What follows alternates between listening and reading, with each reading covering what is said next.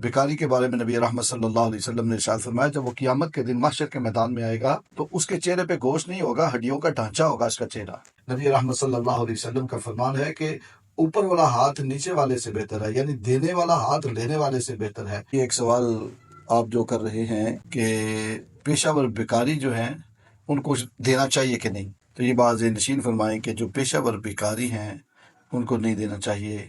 और आप जो ये बात कर रहे हैं कि वो फिर बददुआएं देते हैं, तो बददुआ जो है इनकी, उसका कोई डर ना रखे अपने ज़हन में, इसका कोई डर नहीं होता। भिखारी जो है, पेशावर जो है, वो अगर बददुआ देता है या दुआ देता है उसका कोई फ़ायदा नहीं, ना उसका कोई नुकसान है। भिखारी के बारे में नबी रहमत सल्लल्लाहु अलैहि वसल्लम ने इरशाद फरमाया, जब वो क़यामत के दिन महशर के मैदान में आएगा तो उसके चेहरे पे गोश्त नहीं होगा, हड्डियों का ढांचा होगा उसका चेहरा। तो ये जो मस्जिदों में नमाज के बाद उठ के खड़े हो जाते हैं और सवाल करना शुरू कर देते हैं, उनके बारे में भी उलमा ने फरमाया है कि उनको देना भी गुनाह है, उनको भी नहीं देना चाहिए। और उलमा फरमाते हैं, अगर किसी को 1 दिरहम तुमने दिया है तो फिर 60 दिरहम उसके अलावा खर्च करो ताकि उस गुनाह की जो है वो तलाफी हो जाए। तो पेशावर बेकारी को देना नहीं चाहिए, इससे हमें पता चला। हाँ, आपने देखा होगा कि कई दफा बेकारी मांग रहे होते हैं, नौजवान अट्टे कट्टे हैं, तो जब मांगते हैं तो उनसे ये कहा जाए ना कि चलो आओ आपको किसी काम पे लगवाते हैं, काम करो, इज्जत की रोजी कमा के खाना, तो वो हंस के ना आगे चले जाते हैं। और अगर कोई औरत भीख मांग रही हो, उससे कहा जाए कि आओ हमारे घर में किसी काम करने वाली की जरूरत है,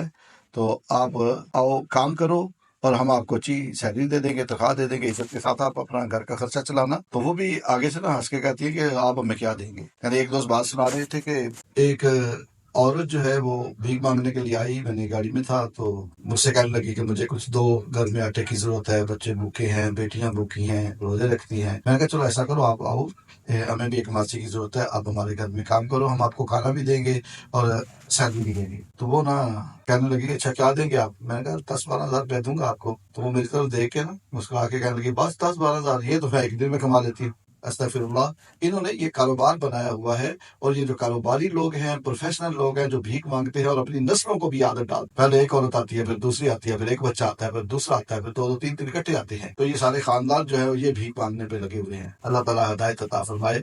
नबी रहमत सल्लल्लाहु अलैहि वसल्लम का फरमान है कि ऊपर वाला हाथ नीचे वाले से बेहतर है, यानी देने वाला हाथ लेने वाले से बेहतर है। यानी भीख ना मांगो, किसी से सवाल ना करो। जो बंदा भीख मांगता है वो फिर इसका आदी हो जाता है और इसी पे लगा रहता है। लिहाजा हमें ऐसे जो मामलात हैं उनसे बचना चाहिए।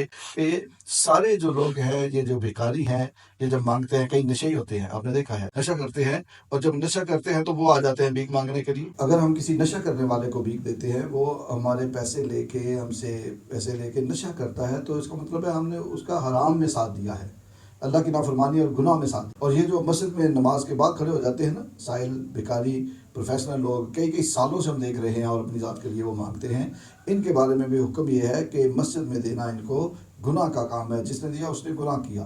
लिहाजा मस्जिद में अपनी ज़ात के लिए सवाल करना ये जायज़ नहीं है। अगर कोई आलिम जो है, कोई इमाम साहब जो हैं, वो सवाल कर देते हैं कि मैं इनको ज़ाती तौर पे जानता हूँ, ये यकीनन मुस्तहिक है और इनको ज़रूरत है, आप इनको दें। अगर कोई किसी के बारे में कह दे तो देना जायज़ है, वगरना जो खुद अपने लिए सवाल करता है उसको देना उलमा फरमाते हैं जायज़ नहीं। मस्जिद में अल्लाह के घर में अल्लाह से मांगो, और अगर अल्लाह के घर में भी आके बंदों से मांगना है तो फिर अल्लाह रब्बुल इज़्ज़त की ये शान के लायक नहीं कि उसके घर में आके लोगों से सवाल किया जाए। मैं आपको हज़रत सालिम रज़ी अल्लाह तआला अन्हु, जो हज़रत उमर फारूक रज़ी अल्लाह तआला अन्हु के नवासे हैं गालिबन, और उनका एक वाक़या अर्ज़ करके अपनी बात को ख़त्म करता हूँ। हज़रत सालिम रज़ी अल्लाह तआला अन्हु मस्जिद हराम का तवाफ़ कर रहे थे। तवाफ़ करते करते उनको जो उस दौर का बादशाह था अब्दुल मलिक, उसने देखा कि सालिम है, पास आया, सलाम दुआ के बाद कहने लगा हुज़ूर मुझसे कुछ सवाल करें। आपने खाना काबा शरीफ की तरफ देखा और कहा अल्लाह के घर में, इधर अल्लाह के घर में मुझे गैर से मांगते हुए शर्म आती है। उसने जब ये बात सुनी तो खामोश हो गया। थोड़ी देर के बाद जब आप हरम से बाहर निकले तो अब्दुल मलिक ने, बादशाह ने हज़रत सालिम को जब देखा पास आया और आके कहने लगा हुज़ूर अब तो आप मस्जिद से बाहर हैं, अल्लाह के घर से बाहर हैं,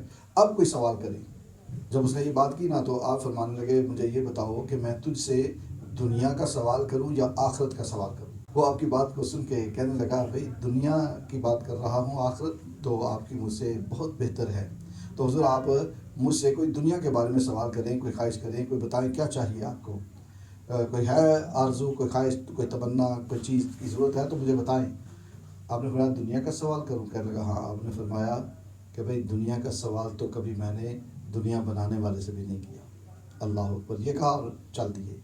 یعنی بادشاہ آفر کر رہا ہے کہ مجھ سے کچھ مانگے میں آپ کو دوں، وہ دینے پہ آمادہ ہے، وہ دینا چاہتا ہے، اور جو اللہ کے نیک بندے ہیں وہ اس سے بھی نہیں لیتے۔ اللہ تعالیٰ ہمیں لوگوں کے سامنے ہاتھ پھیلانے سے محفوظ فرمائے، اور ہمیں اپنی بارگاہ سے عطا فرمائے، اور ہمیں کسی کا محتاج نہ کرے، اور نبی رحمت صلی اللہ علیہ وسلم نے جو ہمیں تعلیمات دی ہیں ہمیں اللہ تعالیٰ اس پر عمل کی توفیق عطا فرمائے۔